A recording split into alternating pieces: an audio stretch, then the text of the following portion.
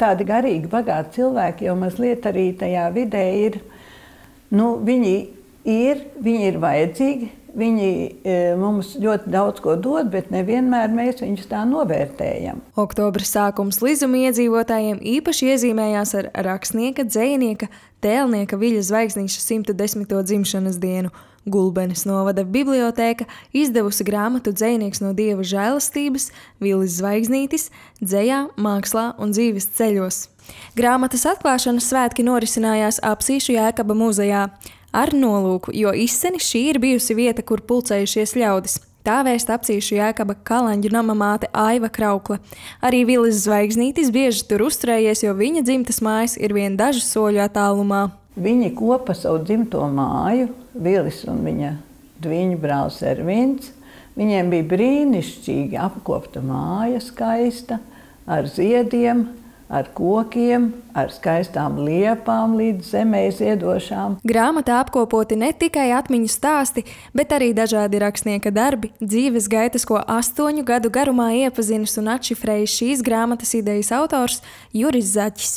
Viņš norāda, ka Vilis Zvaigznītis bijis daudzpusīgs, kā savos radošajos darbos, tā dzīvē. Iepazinu arī viņu kā dzejnieku, kā rakstnieku un, protams, kā izcilu stāstnieku.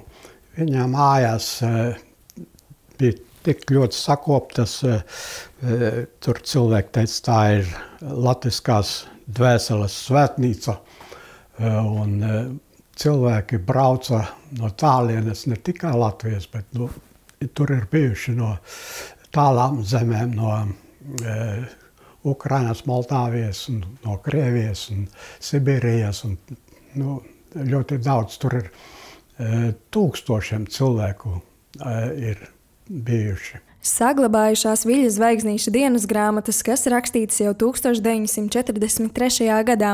Sākotnēji šie pieraksti veikti epizodiski, bet pēc tam jau atklājušās ikdienas piezīmes līdz pat rakstnieka mūža galam, sakrājot teju 40 biezas kladas sīkā rokrakstā. Lielākā daļa jau ir tikai melnrakstos un bieži vien tādi nepabeigti, neizstrādāti līdz galam. Tā es tur centos parakstīt tos no melnrakstiem ceļoļus un sakrājās tur daudz to materiālu. Apkopotie materiāli, ko grāmatas idejas autors Juris Zaķis analizējis arī vēlās nakts stundās, ir Gulbenes novada bibliotēkas realizēti un pieejami plašākai sabiedrībai.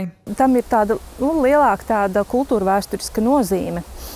Ne tikai novada, bet arī Latvijas dzīvē, jo šeit ir atainoti tādi arī ļoti sarežģīti šie dažādi Latvijas vēstures notikumi. Grāmata ir izdota Vidzemes vēsturisko zemju kultūras programmas ietveros ar Vidzemes plānošanas reģionu un Valsts kultūra kapitāla fonda atbalstu. Nikija Krivāne, Indars Krieviņš, Vidzemes televīzija.